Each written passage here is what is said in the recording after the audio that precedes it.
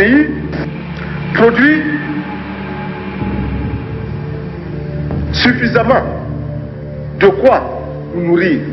Nous pouvons dépasser même notre production. Malheureusement, par manque d'organisation, nous sommes encore obligés de tendre la main pour demander des aides alimentaires. Ces aides alimentaires qui nous bloquent, qui nous inspirent, qui installent dans nos esprits cette habitude, ces réflexes de mendiants, d'assister. 1983, en Haute-Volta, Thomas Sankara est porté au pouvoir par un coup d'État avec le soutien d'une des populations les plus pauvres de la planète. Derrière une tenue de militaire et un discours marxisant, l'Afrique se découvre un chef d'État jeune, dynamique et innovant qui met ses idées avant-gardistes au service de ses concitoyens. Thomas Sankara rebaptise son pays le Burkina Faso, qui signifie littéralement le pays des hommes intègres. Il y en a qui demandent mais où se trouve l'impérialisme. L'impérialisme, regardez dans vos assiettes, quand vous mangez les grains de riz, de maïs, de mil importés, c'est ça l'impérialisme, n'allez pas plus loin. Peu à peu, Sankara sort le pays de la misère, parvient à l'autosuffisance alimentaire, mais se heurte à la France, qui veut garder le contrôle de ses anciennes colonies, et cherche par tous les moyens à éviter que les idées de Thomas Sankara ne se propagent dans l'ensemble de la région. La France ne comprend pas l'Afrique. Et il est grand temps qu'elle la comprenne. Qui ici ne souhaite pas que la dette soit purement et simplement effacée? Celui qui ne le souhaite pas, il peut sortir, prendre son avion et aller tout de suite à la Banque mondiale, payer. Tous nous souhaitons. Thomas Sankara est attaqué par ceux qui, au nord comme au sud de la planète, profitent financièrement d'une Afrique en retard. Il sera trahi par son plus proche collaborateur, Blaise Compaoré, soutenu par des puissances étrangères. Assassiné pour ses idées, Thomas Sankara est devenu pour la jeunesse africaine d'aujourd'hui le Tché africain. Pour le grand combat patriotique, pour l'avenir radieux de notre pays, la patrie ou la mort, nous vaincrons.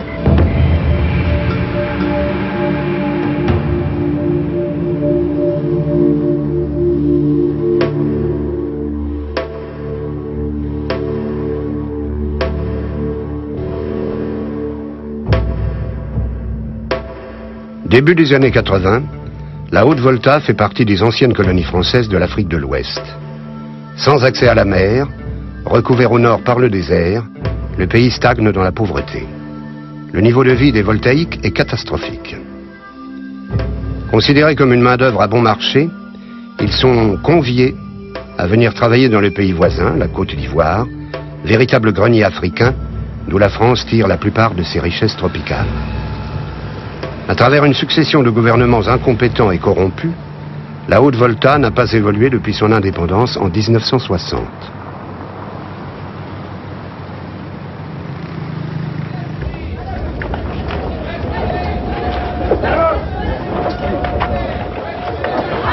Contrairement à la plupart des chefs d'État africains qui vident les maigres richesses de leur pays pour se remplir les poches, Sankara entreprend une série de mesures inédites sur le continent. Il commence par nettoyer le pouvoir de tous ses abus. Il baisse son salaire de chef d'État, celui des ministres, ainsi que des hauts fonctionnaires et remplace les Mercedes de fonction par des voitures plus modestes. Les membres du gouvernement voient tous leurs privilèges annulés. Tous les ministres étaient censés voyager en deuxième classe parce que Thomas avait dit vous êtes en première classe ou en deuxième classe, quand l'avion atterrit, vous atterrissez en même temps. Quand il décolle, vous décollez en même temps. Donc ce n'est pas la peine de gaspiller l'argent du pauvre contribuable à s'offrir la première classe pour avoir le plaisir de boire du champagne en première classe et autres.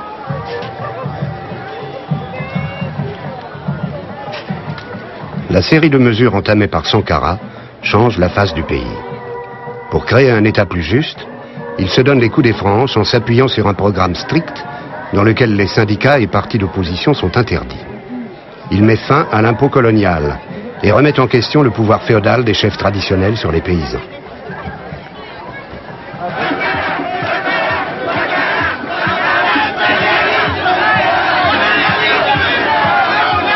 Sous des apparences communistes, Sankara éduque la population à travers des slogans politiques et lui donne surtout l'occasion de participer à la construction du pays.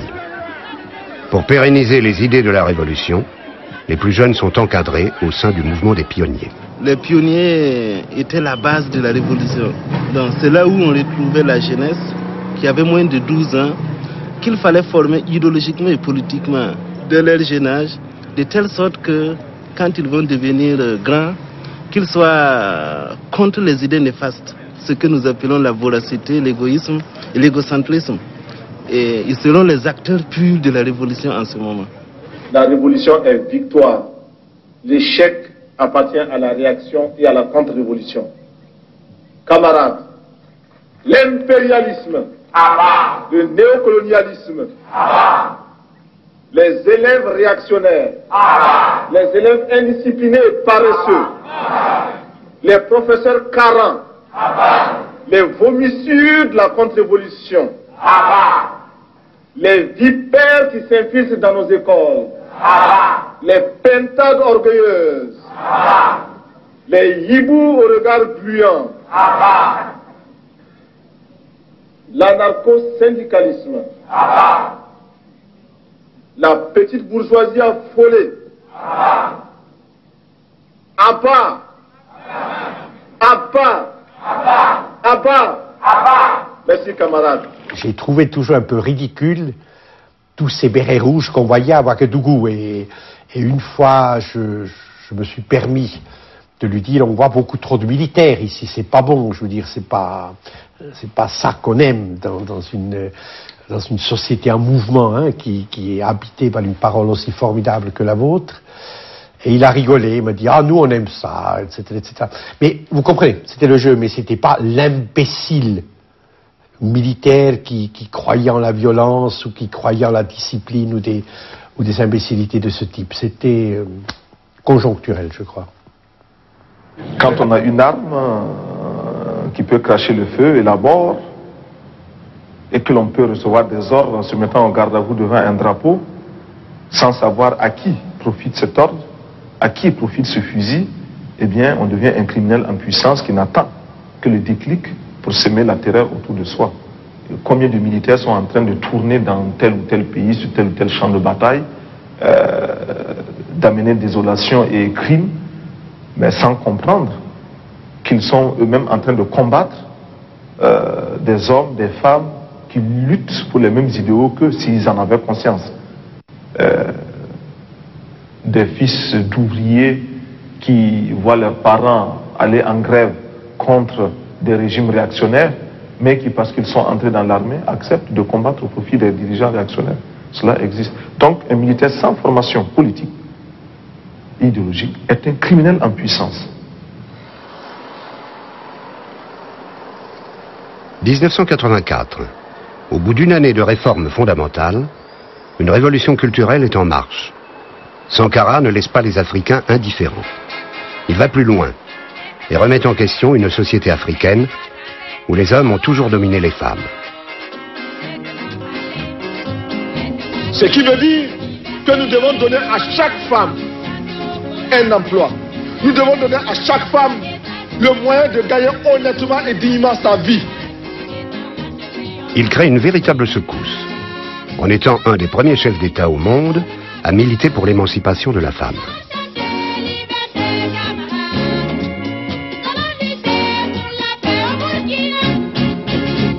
Dans les établissements, comment constatons l'émancipation des filles? Il faudrait qu'ici aussi nous commencions à nous débarrasser de cet art féodal. Ce sont des arts féodales, de l'éducation féodale, qui nous a dit que le garçon est toujours au-dessus de la fille. À l'école même, quand les filles sont en grossesse ou des choses comme ça, on les renvoie, n'est-ce pas? On les exclut. Mais on ne cherche même pas à savoir si le partenaire avec lequel elle a eu la grossesse là ne se trouve pas par hasard dans la classe. Et même s'il s'y trouve, on le laisse lui, le garçon. Donc le garçon peut faire autant d'enfants qu'il veut. Dès la 6e, s'il veut, il commence à faire des enfants jusqu'en terminale. On ne le renverra jamais. Mais la fille, même si elle est à un jour de son bac, elle fait un enfant, allez hop, allez, renvoyer. Il y a eu vraiment une politique, ou du moins l'intention de faire une politique pour ramener la femme à un être humain dans la société traditionnelle au Burkina Faso, où certaines traditions sont encore très fortes, comme le mariage forcé, l'excision, et le fait que dans le couple, ce soit l'homme qui soit le commandant dans la famille. Toutes ces choses-là ont été remises en cause et il y a des pratiques vraiment rétrogrades qui ont été combattues. C'est à la faveur de la révolution que nous avons constaté des femmes engagées aux côtés des hommes avec l'avènement de la formation militaire, où on a vu beaucoup de femmes s'engager. Elles étaient à mesure de faire ce que les hommes pouvaient faire, de manipuler une arme, de marcher au pas, de porter les mêmes tenues que les hommes.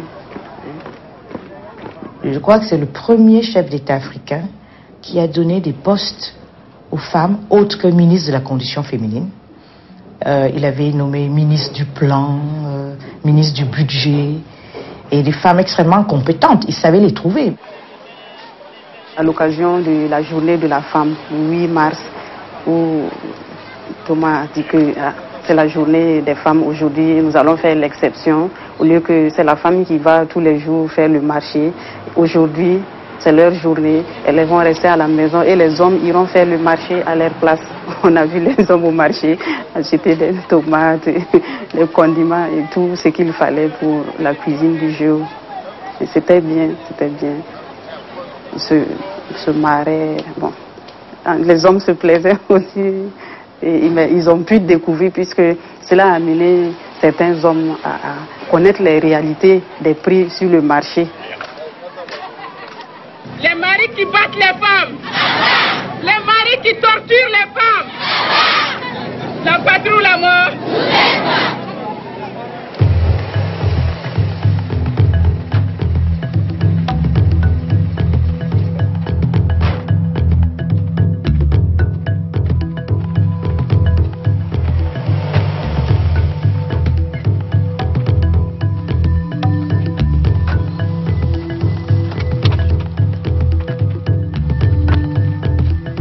Contrairement aux autres chefs d'État qui ne tiennent pas leurs promesses, Sankara se met au travail. Il entreprend de grandes manœuvres pour sortir le pays de sa situation. Il faut loger, nourrir et soigner le peuple. Telles sont les priorités. À une époque où les maladies déciment les Africains, Sankara met en place l'opération Vaccination Commando, qui éradique la polio, la rougeole et la méningite. 2,5 millions de Burkinabés sont vaccinés en une semaine. L'Organisation mondiale de la santé, peu habituée à une telle réussite sur le continent africain, félicite Thomas Sankara.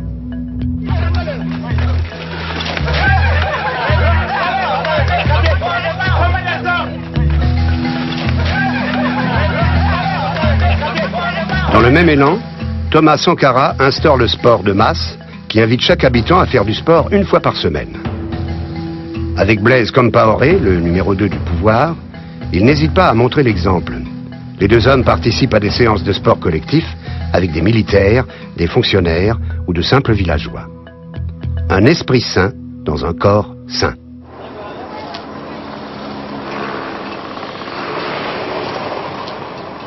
Avec l'appui des Burkinabés, Sankara entame une série de travaux colossaux.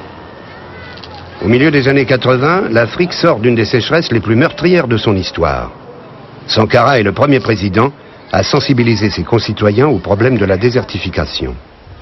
Pour lutter contre ce fléau, il organise la plantation de plusieurs millions d'arbres pour stopper l'avancée du désert, une première sur le continent.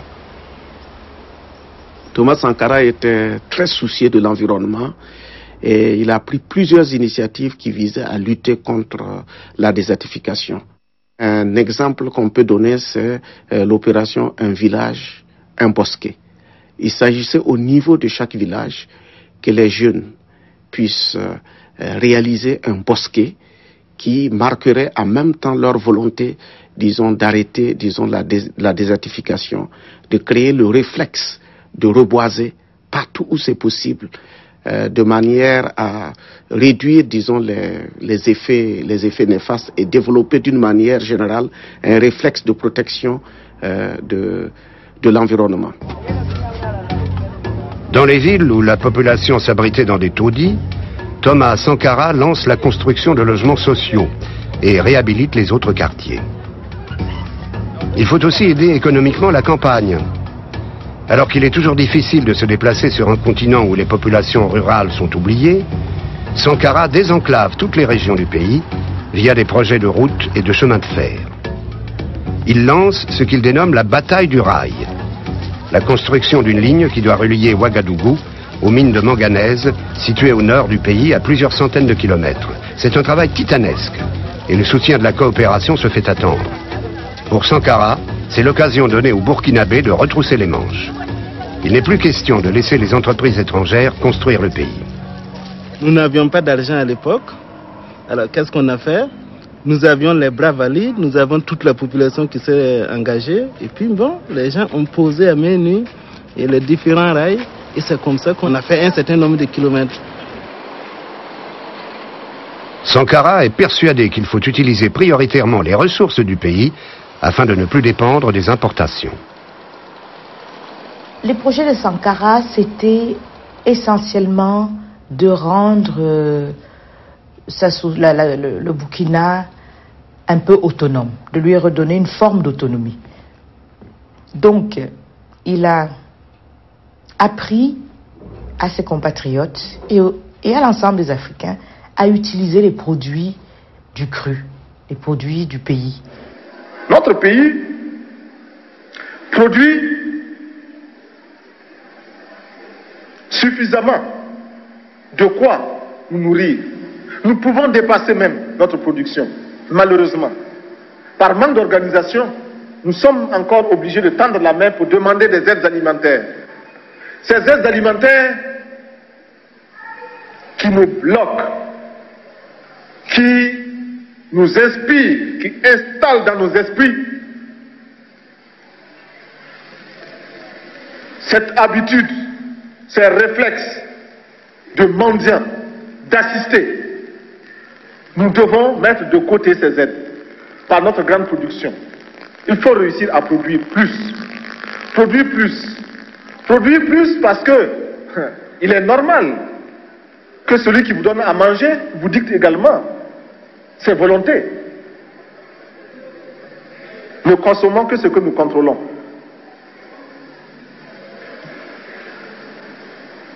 Il y en a qui demandent mais où se trouve l'impérialisme? L'impérialisme, regardez dans vos assiettes quand vous mangez les grains de riz, de maïs, de mil importés. C'est ça l'impérialisme. N'allez pas plus loin. N'allons pas plus loin. 1700 kilos de blé par hectare, c'est la moyenne de la région, c'est la moyenne sahélienne de la région, donc en Afrique. Eh bien, en 86 déjà, le Burkina, par hectare, dépassait les 3800, 3900 kilos de blé par hectare.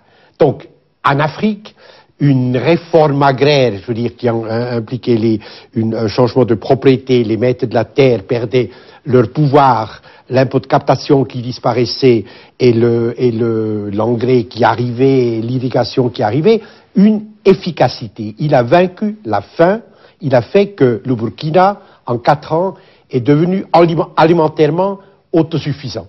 Donc, c'est quelque chose de tout à fait exceptionnel et tout à fait remarquable. Il y a un camarade là, où est le camp délégué? Oui, sortez là. Bon, voilà, vous êtes là avec la publicité Levis. Faites la publicité de Levis. Bon, c'est bien. Je vois le jean avec ses bien cousus là, Levis. C'est bien. Mais ça c'est américain, vous voyez même c'est marqué en bas, San Francisco. C'est écrit San Francisco. Qu'est-ce que vous voulez qu'on fasse? Comment on va faire? L'autre là-bas qui est venu poser la question là. Harvard. Pride quoi? Ouais, formaldéhyde. Formaldéhyde, voilà. Mais ça veut dire quoi? Mais ici à Kayana, vous croyez qu'il n'y a pas de tisserand pour faire comme ça? Pour relancer la production du coton local, il lance la mode du faso d'Anfani, habit traditionnel que tout fonctionnaire de l'État a le devoir de porter. Il y avait eu donc cette politique-là qui exigeait que les fonctionnaires de l'État consomment burkinabé et que les gens dans les services soient habillés par ces tenues-là qui sont donc faites à base du coton, teints par des artisans burkinabés, tissés par des artisans burkinabés, cousus par des artisans burkinabés. Ce qui se passait, c'est que la plupart des gens allaient au service en tenue occidentale, hein, mais avaient dans un sachet cette tenue traditionnelle-là. Parce qu'il est bien connu que Thomas Sankara faisait des visites impromptues dans les ministères et les services. Et lorsque le bruit courait dans les couloirs que Sankara était là, tout le monde mettait très très vite cette tenue-là. Et donc cette tenue-là s'appelait Sankara arrive.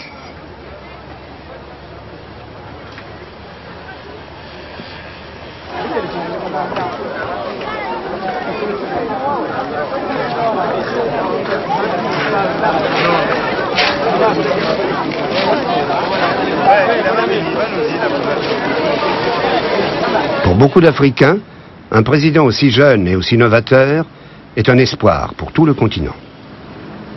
Thomas Sankara fait parler de lui au-delà des frontières. Il se lie d'amitié avec John Jerry Rawlings, président révolutionnaire du Ghana voisin, avec qui il partage les mêmes aspirations pour l'Afrique. If I may say one thing about Thomas Sankara, he was a very impatient person.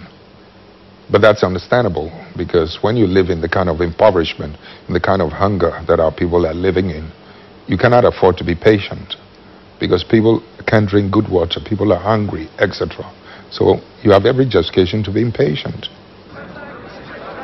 En 1983, alors que Sankara est à peine arrivé au pouvoir, le sommet de Vittel réunit le président François Mitterrand et des chefs d'État de pays africains dont la majorité a été décolonisée au début des années 60.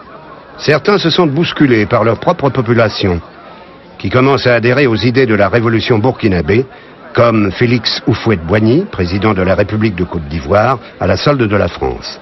La plupart des chefs d'État présents à Vittel sont à la tête de leur pays depuis plus de 20 ans et tiennent allégeance à l'ancienne métropole. La politique africaine de la France, nous la trouvons très française. C'est-à-dire?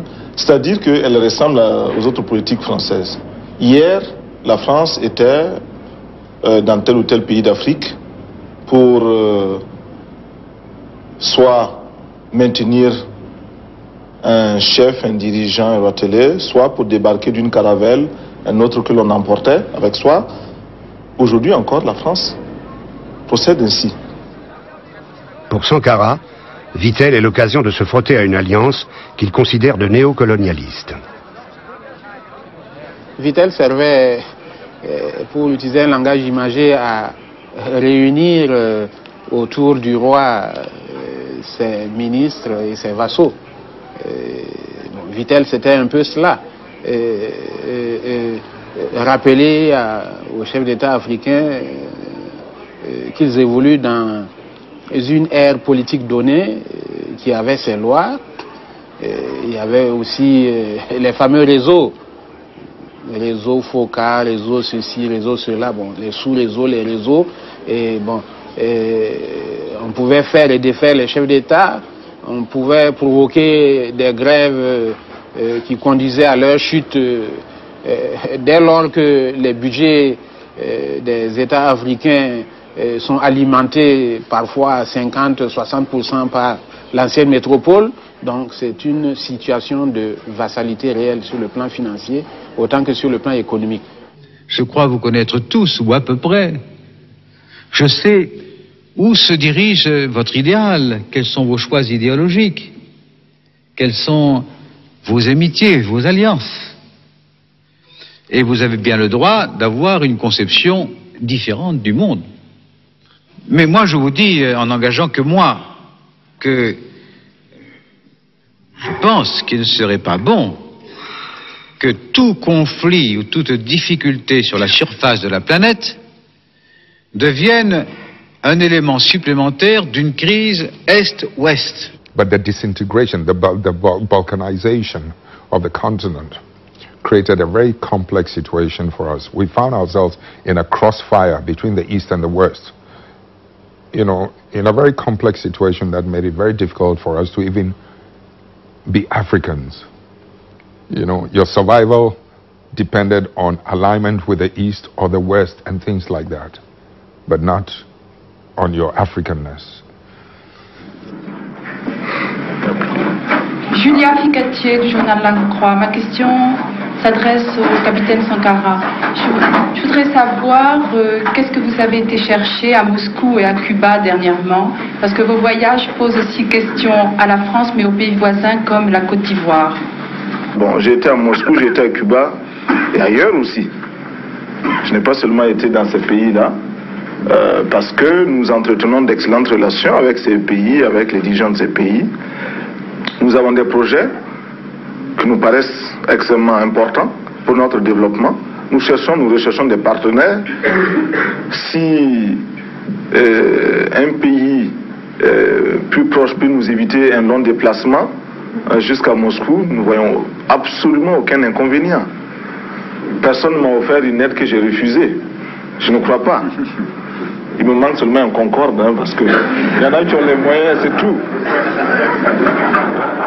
Quand Thomas Sankara rencontrait les autres chefs d'État, il ne se considérait pas comme un dieu et il ne les considérait pas non plus comme Dieu. Il déridait l'atmosphère, il détendait les choses, il acceptait d'être le petit frère, ce qui lui permettait de dire ce qu'il pensait, ce que les autres n'avaient pas l'habitude d'entendre.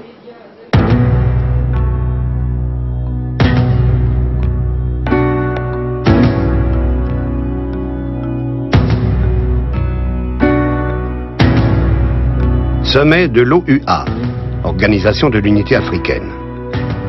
Thomas Sankara prend à partie les autres chefs d'État. Ses propos portent sur les problèmes comme la dette, qui touche l'ensemble des pays du tiers-monde, dont les intérêts viennent d'être fortement augmentés. Son discours pointe aussi du doigt tous les dirigeants qui, au nom d'un système de domination nord-sud, avilissent leur peuple tout en s'enrichissant personnellement. Je voudrais que notre conférence adopte la nécessité de dire clairement que nous ne pouvons pas payer la dette. Non pas dans un esprit belliqueux, belliciste.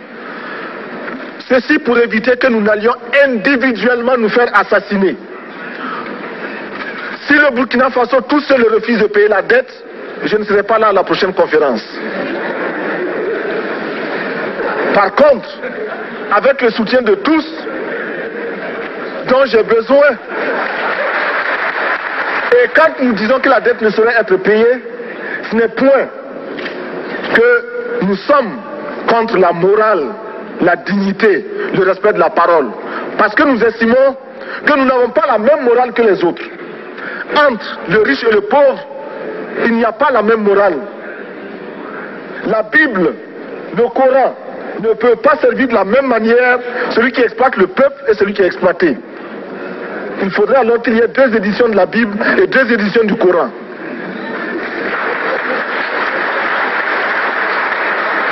Chers frères, avec le soutien de tous, nous pourrons faire la paix chez nous. Nous pourrons également utiliser ces immenses potentialités pour développer l'Afrique, parce que notre sol, notre sous-sol sont riches. Nous avons suffisamment de bras et nous avons un marché immense, très vaste, du nord au sud, de l'est à l'ouest. Nous avons suffisamment de capacités intellectuelles pour créer, ou tout au moins prendre la technologie et la science partout où nous pourrons les trouver. Monsieur le Président, faisons en sorte que nous mettions au point ce front uni d'Addis Abeba contre la dette. Faisons en sorte que ce soit à partir d'Addis Abeba que nous décidions de limiter la course aux armements entre pays faibles et pauvres. Les gourdins et les coutelas que nous achetons sont inutiles. Faisons en sorte également que le marché africain soit le marché des Africains. Produire en Afrique, transformer en Afrique et consommer en Afrique. Produisons ce dont nous avons besoin et consommons ce que nous produisons au lieu d'importer.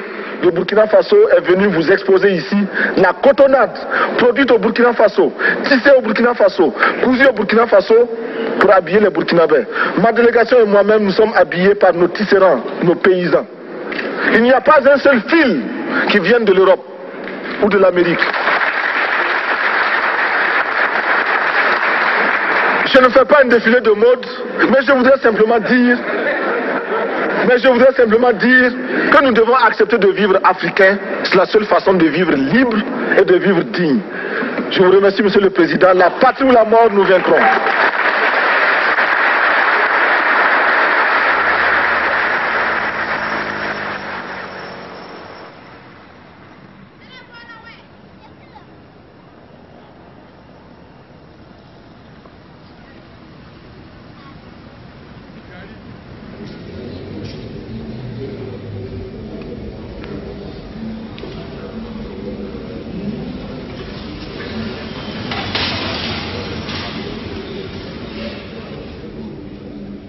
« 1986. La révolution entre dans sa 3e année. Au niveau national, la situation se dégrade. Sankara, toujours aussi intransigeant, veut achever son combat contre les ennemis au sein de la nation. Instaurés dès 1983, les TPR, tribunaux populaires de la Révolution, jugent les membres des gouvernements précédents accusés de détournement d'argent et de corruption. Cette intolérance fait peur aux privilégiés, même si les peines sont légères. Devant se justifier aux yeux de toute la population, en public, mais aussi à la radio et à la télévision, les accusés sont déshonorés. Dans la logique de la destruction de l'état dit néocolonial, on avait commencé à dégager des gens, des fonctionnaires et des militaires de l'armée, des magistrats de la justice, parce qu'il fallait évidemment créer un État conforme à l'éthique révolutionnaire. La condamnation sous la révolution, lorsqu'on est travailleur, c'est la suspension. Cela veut dire qu'on travaille pendant un certain temps, mais gratuitement, pour le peuple. Et il y a les dégagements, vous êtes chassé de la fonction publique. Dans la forme, les TPN étaient attentatoires à la liberté, aux libertés individuelles, dans la mesure où les garanties de la défense n'étaient pas assurées, puisque il n'était pas possible de se faire assister par un avocat. Deuxièmement, et ça c'était peut-être plus grave, il y a eu ce qu'on appelle l'inversion de la charge de la preuve. C'est-à-dire que c'était à l'accusé de faire la preuve de son innocence, et non pas à l'accusation de soutenir l'accusation et de faire la preuve de la culpabilité. Aux 4 coins du pays, dans les villages, les écoles et les entreprises, la population récupère à sa façon la justice révolutionnaire. On juge en interne ceux qui ont une attitude contre-révolutionnaire ou qui ne travaillent pas assez. Les indésirables sont écartés. Certains érigent leurs propres tribunaux pour des règlements de compte personnels. Nous, au niveau du collège, on a instauré les TPR pour juger ceux qui vont à l'encontre des idéaux de la révolution.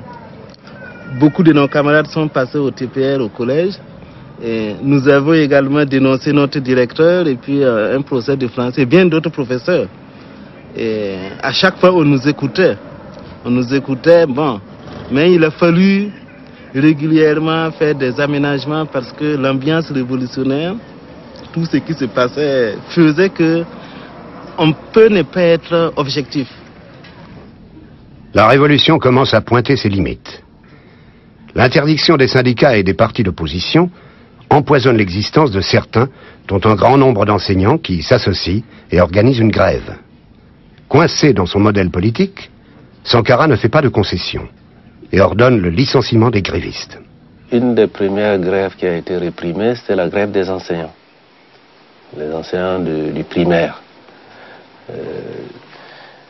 Résultat, il y a eu, je crois, à l'époque, près de 1200 ou 1400 instituteurs qui ont été chassés de leur travail. Bon, dans un pays déjà où le nombre d'enseignants est très limité par rapport aux besoins du pays. Donc tout d'un coup, 1400 enseignants se retrouvent sur la touche. Pour suppléer à ce manque, je me rappelle à l'époque, on avait recruté des gens qu'on a appelés enseignants révolutionnaires. Donc le tout venant qui avait besoin d'enseigner, il se présentait, il avait une formation en 10 jours et il allait prendre un poste d'enseignant en tant qu'enseignant révolutionnaire. Mais nous avons approuvé, nous avons estimé où on est dans la révolution, où on n'est pas dans la révolution. Si on est dans la révolution, on n'a pas le droit de gréver.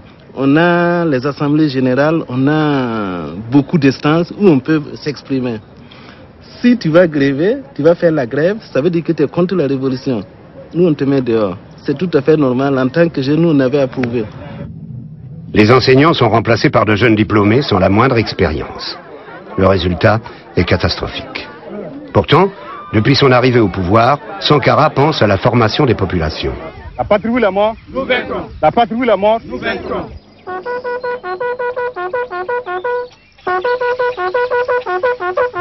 Certains s'initient dans la bonne humeur à la formation militaire.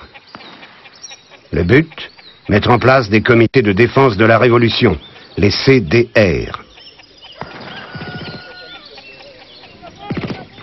Ils ont été créés pour canaliser tout cet enthousiasme populaire, pour faciliter la participation de l'ensemble des masses populaires à la construction révolutionnaire. Dès qu'on faisait la formation militaire, on était affecté à des tâches de sécurité. Ça permettait de porter une arme, une Kalachnikov, et donc d'avoir une tenue militaire. Et tout le monde sait quel succès a eu le film de Rambo dans les années 80 en Afrique. Et donc ça, il y a beaucoup de gens qui ont été des CDR, rien que pour coller à cette image qu'ils voyaient au cinéma, qui était Rambo, celui qui tue tout, qui passe, lorsqu'il passe, l'herbe ne pousse plus. Il y a eu beaucoup de personnes qui sont arrivées à la tête des comités de défense de la Révolution sans avoir eu la préparation. Parce qu'il y avait parfois des candidatures spontanées, quelqu'un qui sort de nulle part, qui devient responsable. Eh bien, parfois ça peut lui monter à la tête et il commet un certain nombre d'erreurs que lui-même il aurait critiqué s'il n'était pas dans le comité. Mais ça, je pense que c'est des erreurs de jeunesse qui étaient, je pense, aussi inévitables.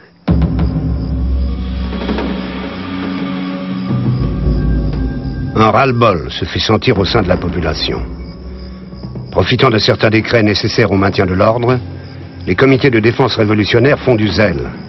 Sankara voit sa révolution partir peu à peu à la dérive. Il est accusé de ne pas savoir déléguer. Il y a même des cas, il faut aussi le dire, surtout pendant la période du couvre-feu, d'autres règlements de compte d'un autre genre, mais il faut le dire aussi. Ces camarades qui, parce que militants CDR, responsables de la sécurité, équipés d'un gros fusil, on n'est même pas sûr que ça percute, mais enfin. À l'heure où le couvre-feu était à 19h, à 19h moins 10, il se pointe chez la camarade et commence à dire aux rivaux, aux autres candidats, mais c'est l'heure bientôt, hein. Il faut partir.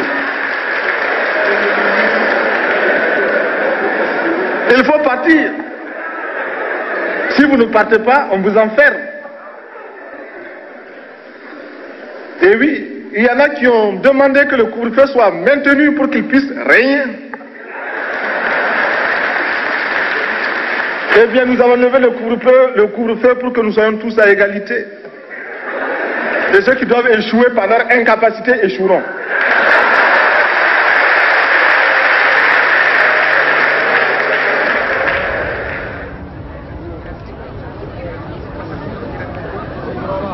Monsieur le Président, bienvenue au Burkina Faso. Fin 1986, Thomas Sankara accueille François Mitterrand à Ouagadougou et intensifie son implication dans les affaires internationales. Il bouscule de plus en plus l'équilibre néocolonialiste imposé dans la sous-région francophone.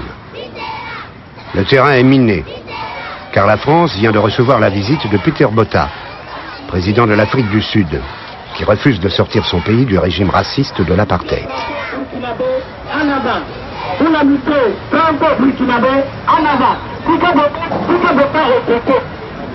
Des tueurs comme Peter Botha ont eu le droit de parcourir la France si belle et si propre.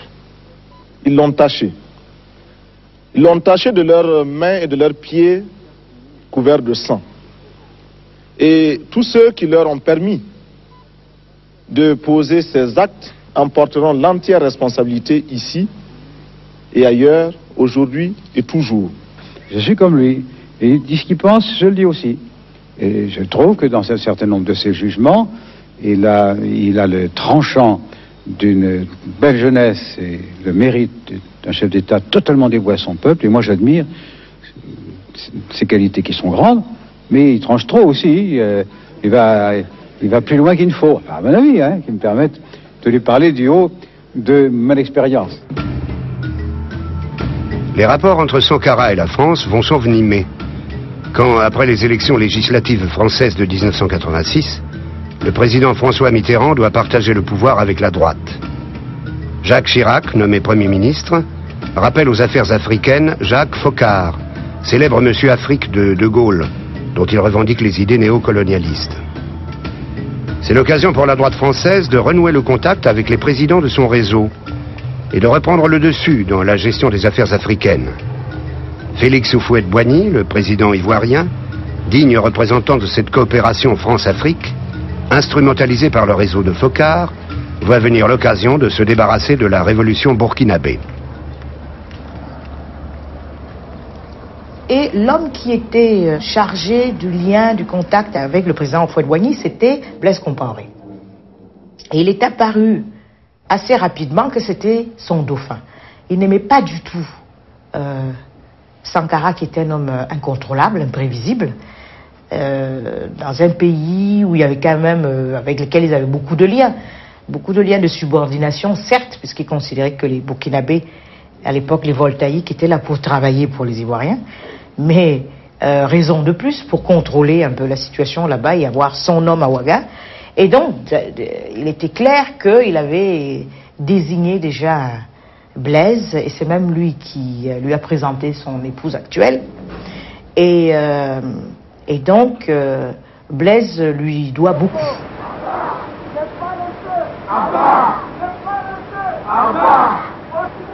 Nous sommes en 1987. Sankara ne répond pas aux exigences d'une partie de la population, fatiguée après tant d'années d'efforts et de restrictions, et qui aspire à plus de libéralisme. Blaise Compaoré, toujours numéro 2 du pouvoir, profite de cette lassitude et du soutien de Félix Houphouët-Boigny, et indirectement de celui de la France, pour désavouer Thomas Sankara. Le régime, à cette phase-là, déjà, était assez impopulaire, était affaibli, et à l'intérieur, ça a accru les dissensions internes. Et il y avait un climat de méfiance assez développé entre les différentes tendances et fractions au sein du pouvoir, qu'on pouvait résumer en 2 grandes tendances pour aller vite. Il y avait le clan de Thomas Sankara et il y avait le clan de Blaise Compaoré qui, par ailleurs, lui, il détenait quand même l'essentiel du pouvoir militaire. Le cercle d'amis de Thomas Sankara se restreint. Selon le capitaine Boukari Kaboré, un de ses derniers et plus fidèles partisans, Blaise Compaoré est de plus en plus impatient de prendre le pouvoir. Moi, j'avais demandé personnellement à Thomas la permission là, justement, de mettre de l'ordre, c'est-à-dire d'arrêter le capitaine Blaise Compaoré, parce qu'il est en train de fomenter justement son assassinat. Il m'a dit non, l'amitié ne se trahit pas. J'ai dit mais ce n'est plus l'amitié. Quand par exemple on planifie de tuer, ce n'est pas bon. Il dit c'est pas correct. L'amitié, c'est pas à nous de trahir l'amitié, c'est à eux de trahir. Je me retrouve un peu comme un cycliste qui grimpe une pente raide, qui a à gauche, à droite des précipices, il est obligé de pédaler, de continuer de pédaler, sinon il tombe. Alors pour rester moi-même et pour me sentir moi-même, je suis obligé de continuer dans cette lancée-là. Vous vous sentez isolé en Afrique? Mal compris en tout cas. Mal compris, mal aimé? Mal aimé. Ouais. On a parlé du Che Guevara. Et j'ai dit, mais écoutez, le 8 octobre prochain, c'est le 20e anniversaire de l'assassinat de Che Guevara.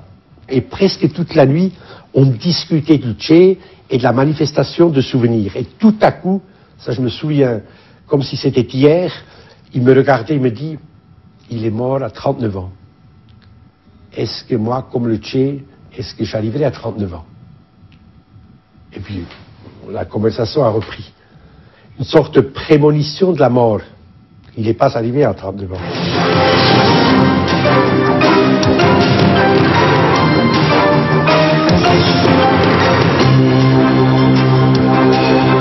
L'Afrique, à nouveau secouée par le démon du coup d'État. La nouvelle a été confirmée ce matin à Ouagadougou. Thomas Sankara, ancien chef d'État du Burkina Faso, l'ancienne Haute-Volta, a été tué hier lors de l'attaque du palais présidentiel. Thomas Sankara, un président pas tout à fait comme les autres. Le 15 octobre 1987, Thomas Sankara est surpris en pleine réunion avec une douzaine de collaborateurs. Des éléments de la garde rapprochés de Blaise Compaoré débarquent et tirent. De son corps, il ne reste plus que des débris. Il est enterré dans la nuit, à la va-vite, comme un chien.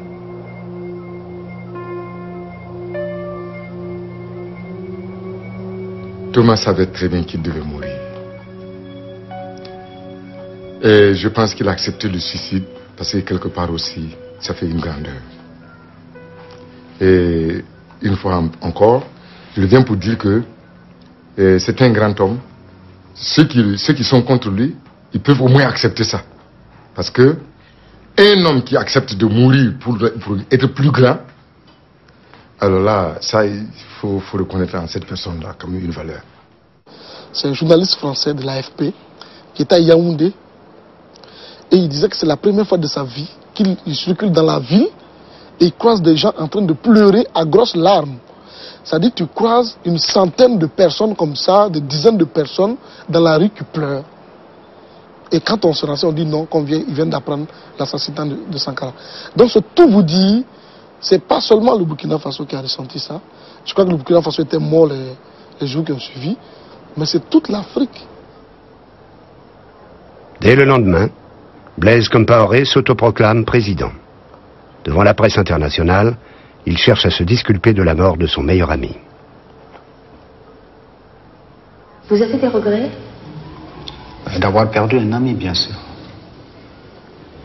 Et un regret aussi qu'à un moment de sa vie, il ait pensé à nous liquider.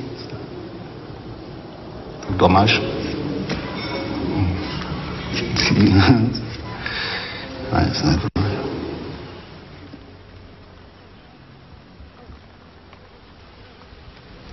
And I remember at that time, there were two very good friends, Thomas Sankara and Blaise. Yeah. Thomas Sankara and Blaise. You know.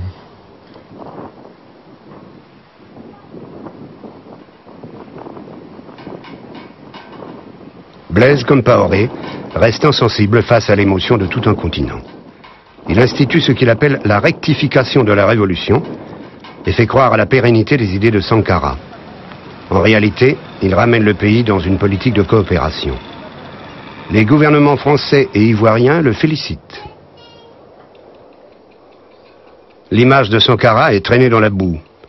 On l'accuse à titre posthume de s'être enrichi sur le dos de la population. Sa famille est harcelée. On fouille leur maison en vain à la recherche de la moindre preuve d'enrichissement. Sankara est mort comme il a vécu, les poches vides. Il ne reste à la famille que quelques affaires personnelles, abandonnées dans sa chambre d'étudiant. Les archives officielles ont disparu. Les traces de son passage au pouvoir, méthodiquement effacées. Les grands hommes, dans une certaine mesure, irradient leur peuple, irradient leur époque, bien après leur départ, je veux dire bien après leur mort. parce que c'est quand vous avez perdu quelque chose que vous vous rendez compte de sa véritable valeur.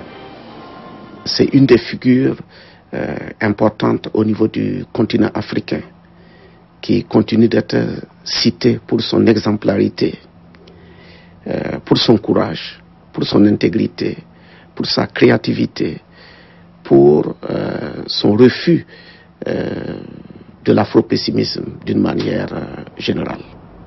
Sankara est devenu moralement et spirituellement une sorte de maître étalon.